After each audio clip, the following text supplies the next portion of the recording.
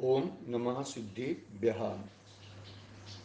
नमो अरिहन्तान् नमो सिद्धाणं नमो आयर्याणं नमो वज्रायाणं नमो लोके सव्साहुणम् मङ्गलं भगवान् वीरो मङ्गलं गौतमो गणी मङ्गलं कुन्दकुन्दार्यो जैनधर्मोऽस्तु मङ्गलं सर्वमङ्गल्यमङ्गल्यं सर्वकल्याणकारकं प्रधानं सर्वधर्मानं जैनं जयतु शासनम्।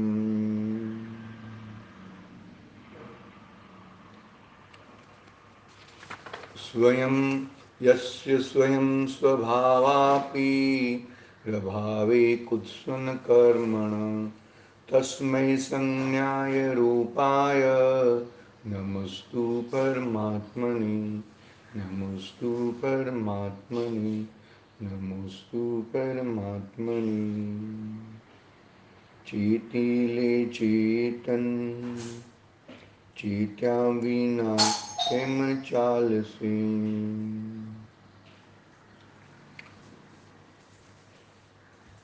समर्थ आचार्य देव पूज्यपाद स्वामी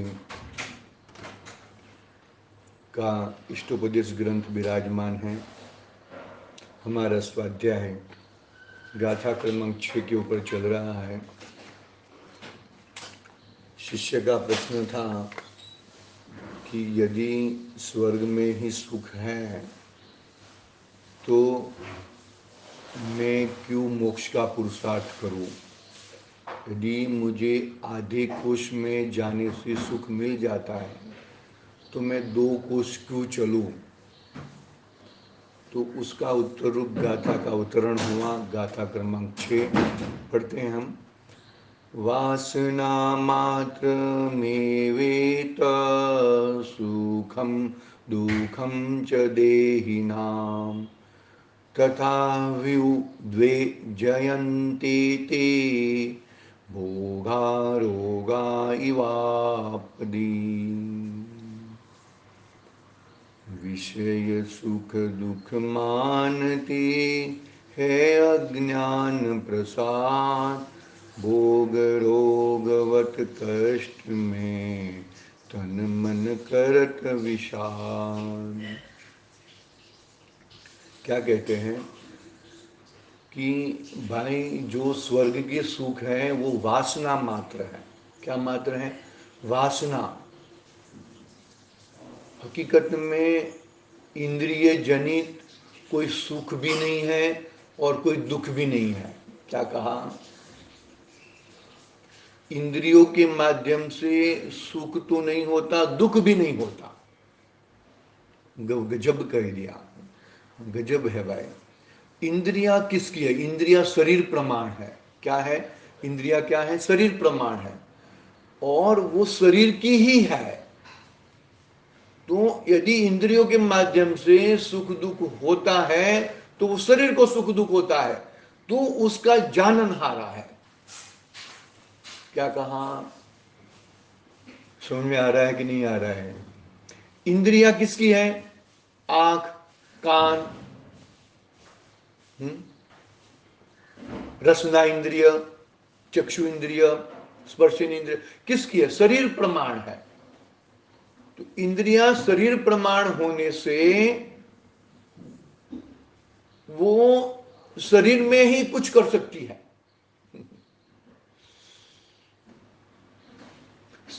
पर पुद्गल संबंध का ही ज्ञान कर सकती है। समझे? पर पदार्थों का ही वो कर सकती है। तो क्या हुआ कि उससे न सुख है न दुख है। अरे जुकाम हुआ, शरीर गर्म हो गया है। अरे शरीर गर्म हुआ है ना, आत्मा तो उसका जानन आ रहा है। आत्मा को इसके लिए जान हो रहा है उसका कि भाई आत्मा और शरीर एक क्षेत्र हो गया। वो हिसाब से कहना है। आत्मा को उसका ज्ञान इसके लिए हुआ कि भाई वो एक क्षेत्र अवगा ही है और जानन आ रहा है उसका स्वभाव। तो ये तेरे को ज्वार हुआ है, जुकाम हुआ है, कोरोना हुआ है, जो भी हुआ है, तो वो तो शरीर प्रमाण, शरीर को हुआ है, शरीर का ज्ञात होता है, शरीर का जो भी होना है उस शरीर का शरीर में होता है, आत्मा में कुछ नहीं होता। तूने उल्टी मान्यता से वो पांच इंद्रिय संबंधी मुझे सुख होता है और पांच इंद्रिय का आगे पीछे होना मुझे दुख होता है, वो तेरी वासना है, वो तेरा उल्टी मान्यता है। बस समझ में बहुत ही जबरदस्त बात है। यदि ये बात बैठ गई ना तो कल्याण हो जाए जीव का।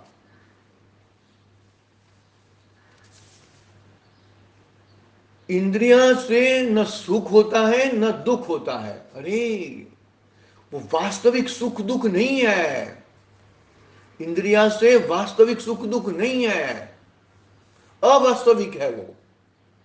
क्या कहा? अवास्तविक है वो सुख और दुख।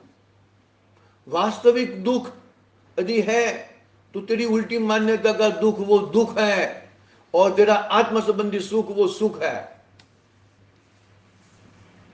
समझाय छे?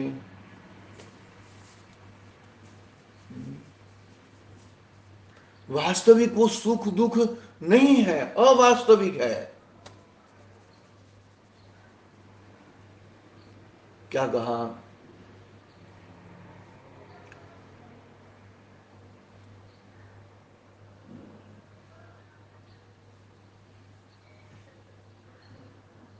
क्या बात चल रही है अपनी?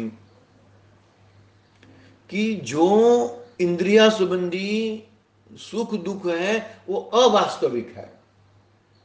वास्तविक सुख और दुख यदि तुझे तुझे देखना है तो वास्तविक दुख तो तेरी उल्टी मान्यता, मिथ्यात्व, उसी के कारण मेरा सुख होएगा, उसी के कारण मेरा दुख हो रहा है, मैं उसको सुखी कर दूं, वो मुझे सुखी कर दे, वो उल्टी मान्यता है, वो दुख का कारण है। और यदि आत्म संबंधी है तो आत्मज्ञानी है, आत्मा में रमता जमता है, तो ही वो सच्चा सुख है।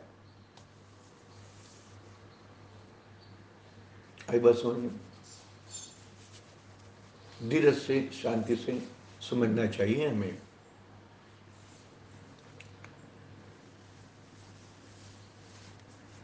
हमने कल टीका भी पढ़ी थी,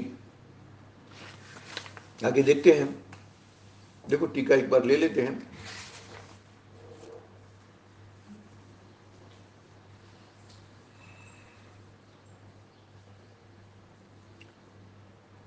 प्रतीति करने में आता हुआ वह इंद्रिय जनित सुख दुख ही है। कैसा है? केवल वासना मात्र है। इंद्रियों के द्वारा सुख वो दुख ही है। हकीकत में तुझे सुख और दुख की परिभाषा मालूम नहीं है, परिभाषा से तू वाकिफ नहीं है।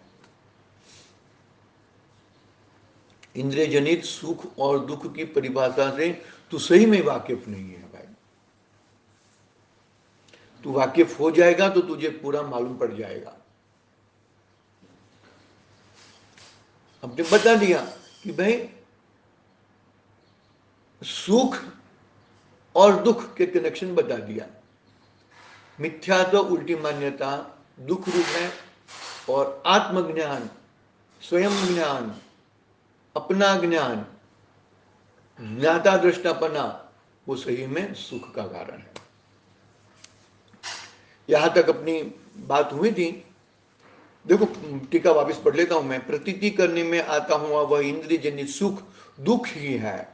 कैसा है? वह केवल वासना मात्र है। जीव को देहादिक पदार्थ उपकारक तथा अपकारक नहीं होने से, कह दिया ना, जीव को देहादिक पदार्थ, देह यानी कि शरीर जो इमीडिएट है, और शरीर को अच्छा करने वाले, शरीर को सारवार करने वाले वो अच्छे लगते हैं, वो, और शरीर को आगे पीछे करने वाले वो बुरे लगते हैं। मतलब जो अच्छे लगते हैं वो उपकारक है, जो बुरे लगते हैं वो अपकारक है। तो क्या कहा? जीव को देहादिक पदार्थ उपकारक तथा अपकारक नहीं होने से परमार्थ से देहादिक पदार्थ के विषय वे उपेक्षणीय है, वो उपेक्षणीय है, उसमें कोई मतलब नहीं है, उसमें तत्व ज्ञान के अभाव से यह मुझे उपकारक होने से इष्ट है तथा अनुपकारक होने से अनिष्ट है, ऐसा विभ्रम, ऐसा विभ्रम से उत्पन्न हुआ संस्कार वह वासना है।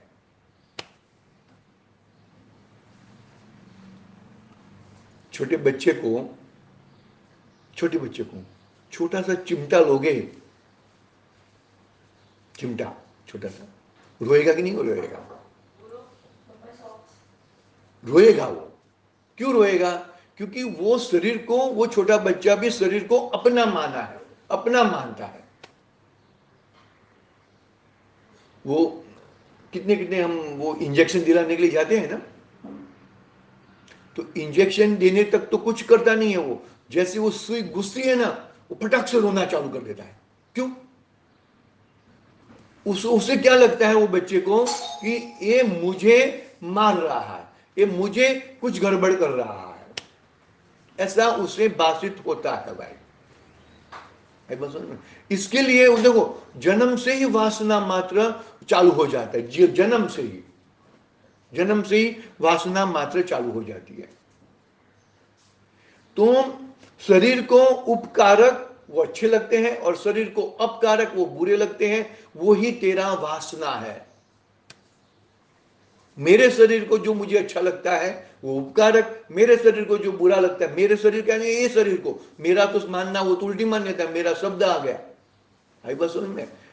इस शरीर को अच्छा लगता है वो उपकारक, और इस शरीर के ऊपर जो कुछ बुरा करता है वो अपकारक।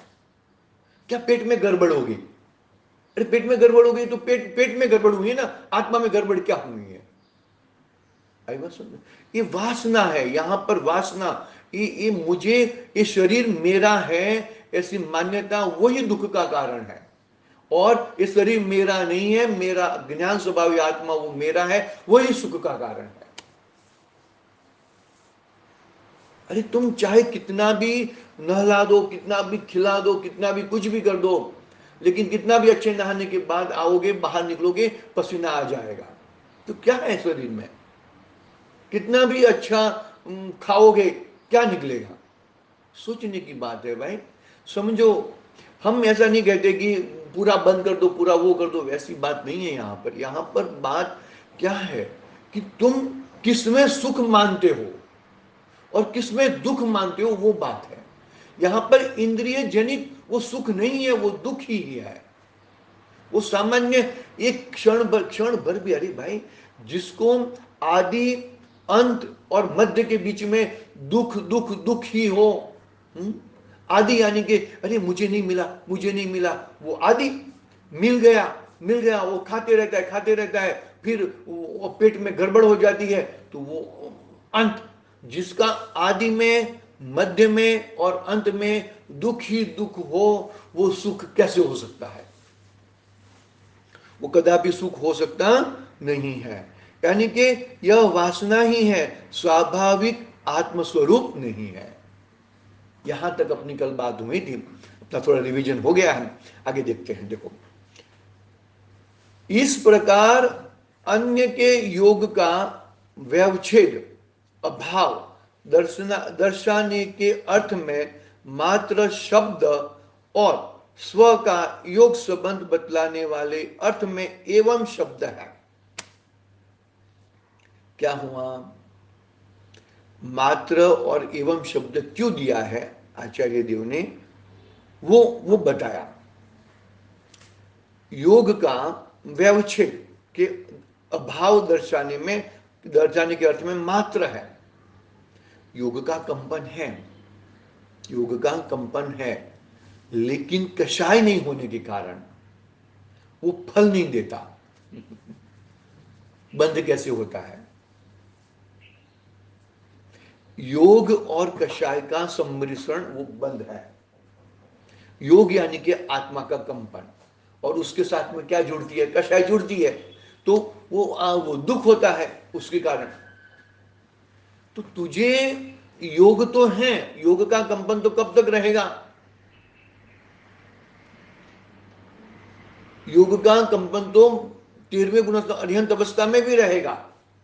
चतुर्थ गुण स्थान में, सॉरी 14वें गुण स्थान में योग का कंपन वो बंद हो जाएगा और तू सिद्धालय में विराजमान है। तो योग का कंपन से कुछ प्रॉब्लम नहीं है, लेकिन योग के साथ तुझे कषाय है तो वो बंद का स्वरूप में आ जाती है। देखो आगे बढ़ते हैं।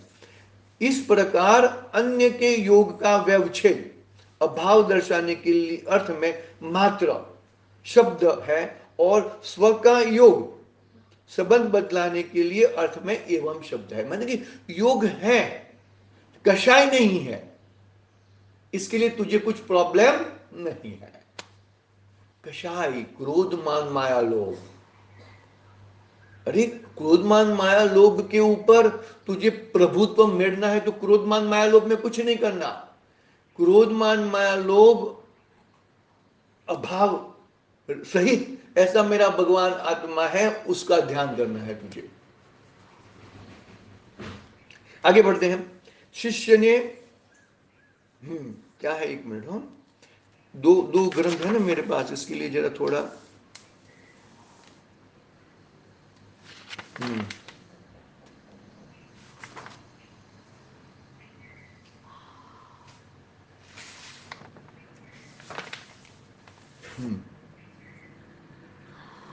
शिष्य ने पूछा,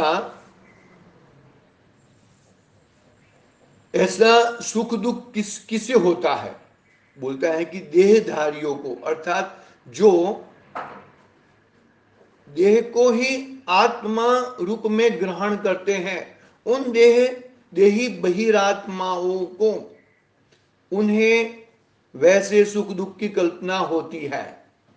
बहिरात्मा, आत्मा के 3 भेद कहे ना,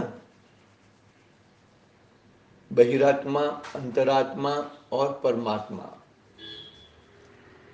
बहिरात्मा ही दुखी है, अंतरात्मा पूर्ण सुखी नहीं है और परमात्मा पूर्ण सुखी है, एक दिश सुखी है।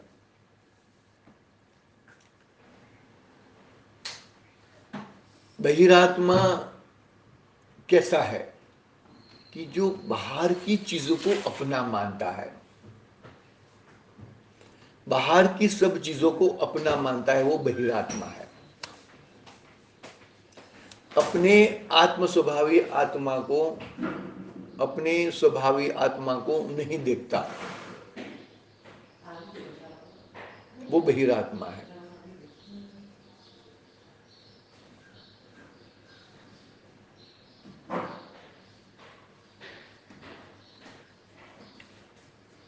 बाहर की चीजें बाहर में है, वो चीज तेरे अंदर नहीं आती, वो चीज तेरे अंदर प्रवेश नहीं करती। बहिरात्मपना छूटना चाहिए, फिर बहिरात्मा छूट जाएगा। बहिरात्मपना का मतलब क्या? कि उसके संबंधी सुख बुद्धि वो मेरी चीज है, ऐसा बुद्धि। शरीर मेरा है, शरीर है नहीं, ऐसा नहीं है। 13वें गुण स्थान 14वें गुण स्थान तक शरीर रहता है। शरीर होने से, शरीर का संयोग होने से कुछ प्रॉब्लम नहीं है, लेकिन शरीर में ममत्व बुद्धि, शरीर में कर्तृत्व बुद्धि, शरीर में एकत्व बुद्धि, भोगत्व बुद्धि, वो दुख का कारण है। शरीर तो अर्हंत परमात्मा 1 कोटि पूर्वक आयुष लेके बैठे हैं सिमंदर स्वामी। अपने अभी इस 24 के 13वें तीर्थंकर होंगे, तब तक वो वहां पे अर्हंत अवस्था में बैठे हैं, शरीर सहित सकल परमात्मा। परमात्मा के 2 भेद गए ना, सकल परमात्मा, निकल परमात्मा। तो सकल परमात्मा के रूप में वो 2 बैठे हैं, लेकिन संयोग है ना, उसके ऊपर लक्ष्य नहीं है। देखो, तुम जिस चीज का लक्ष्य रखना चाहते हो वो तुमसे दूर होते जाता है। लक्ष्य तुम तुम्हारे आत्मा स्वभावी पे करो। देखो, मुनिराज है ना, मुनिराज अनशन स्वभावी है, क्या है, अनाहारी स्वभाव का ध्यान रखते हैं, अपने न्यायिक स्वभाव को ही पकड़ते हैं। समझने की बात है, अपने न्यायिक स्वभाव को ही रटते हैं, अपने न्यायिक स्वभाव में ही रहते हैं, कुछ प्रॉब्लम नहीं होता।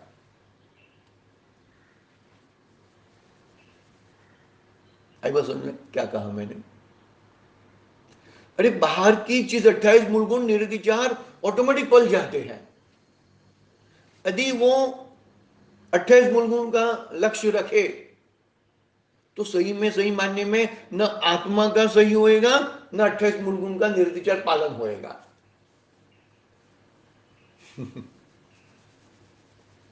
तू कौन है, मैं कौन हूं, उसका बरोबर ख्याल में बिठा दे मगज में, मैं ए ही हूं। बहिरात्मपना छूटेगा तो ही कार्य सधेगा भाई।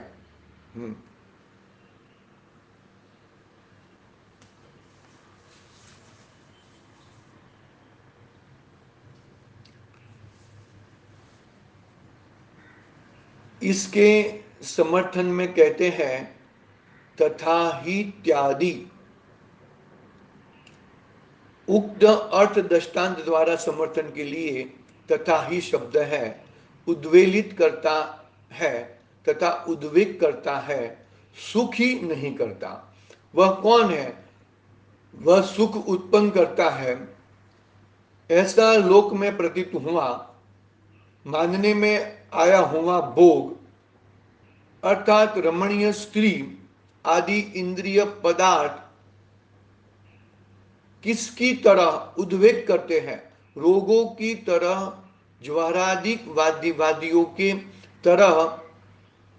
क्या होने से? आपत्ति आ पड़ने पर तथा दुर्निर्वाह शत्रु द्वारा की जाने वाली चित्त क्षोभ लक्षण वाली विपत्ति आ पड़ने पर तथा कहते हैं।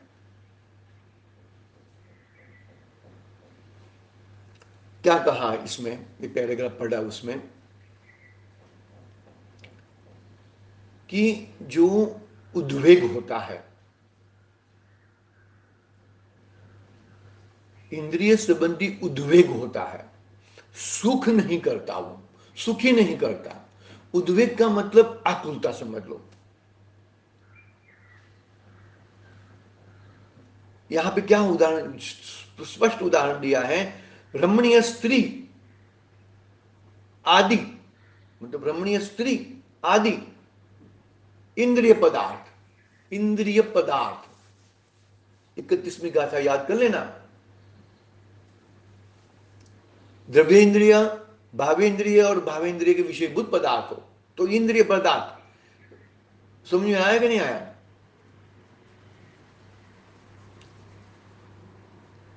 और क्या कहा? किसकी तरह उद्वेग करते हैं? रोगों की तरह, रोगों की तरह, ज्वरादि व्याधियों की तरह। शरीर में व्याधि हुई है, बुखार आया है, तो क्या करते हैं? फटाफट बुखार निकल जाए, फटाफट बुखार निकल जाए, ऐसी भावना रहती है ना अपनी। ऐसा रोगों के समान पांच इंद्रिय के भोगों बता दिए। कितना स्फटिक उदाहरण दिया है आचार्य देव ने। उदाहरण है आगे, है देखते हैं, ये पैराग्राफ देख लेते हैं, फिर ये विशदार्थ है और भी है, वो हम कल पढ़ेंगे, लेकिन आज ये पैराग्राफ पूरा कर लेते हैं। क्या होने पर? आपत्ति आने पर, आपत्ति आ पड़ने पर। आपत्ति कौन सी? कि मैं उसको भोग के सुखी हो जाऊं, वो आकुलता, आकुलता का नाम आपत्ति। मैं मेरे पांच इंद्रियों को, पांच इंद्रियों से पदार्थ को भोगू, अर्थात दूर निर्वार शत्रु आदि द्वारा की जाने वाली चित्त क्षोभ, चित्त क्षोभ लक्षण वाली विपत्ति आ पड़ने पर। समझ में आया कि नहीं आया भाई? शत्रु है। पांच इंद्रियां हमारी शत्रु है, हमारी आत्मा का क्षोभ करने वाली है, हमारे आत्मा को बर्बाद करने वाली है। आत्मा बर्बाद नहीं होता है, आत्मा तो आत्मा ही रहता है, लेकिन कहने का भाव बर्बाद यानी कि क्या, अभी हमारी उत्कृष्ट हम गति में है, बरोबर है, इस गति से हम संयम धारण कर सकते हैं, इसलिए उसकी उत्कृष्ट गति है। तो ये उत्कृष्ट गति से हम उत्कृष्ट कार्य नहीं किया तो हमारी बर्बादी होने वाली है। ठीक है, हम ऐसी बर्बादी ना करें, ऐसे चित्त क्षोभ ना करें, ऐसे शत्रुओं के पक्ष में ना चले जाए, ऐसी भावना से आज की बात पूरी करते हैं, कल देखेंगे। आज के लिए ओम नमः सिद्धेभ्यः। निज निधि निज में बताई यह अनंत उपकार है, उसके लिए जिन वाणी माँ को वंदना सत बार है, उसके लिए जिन वाणी माँ को वंदना सत बार है। द्वादशांग में जिन वाणी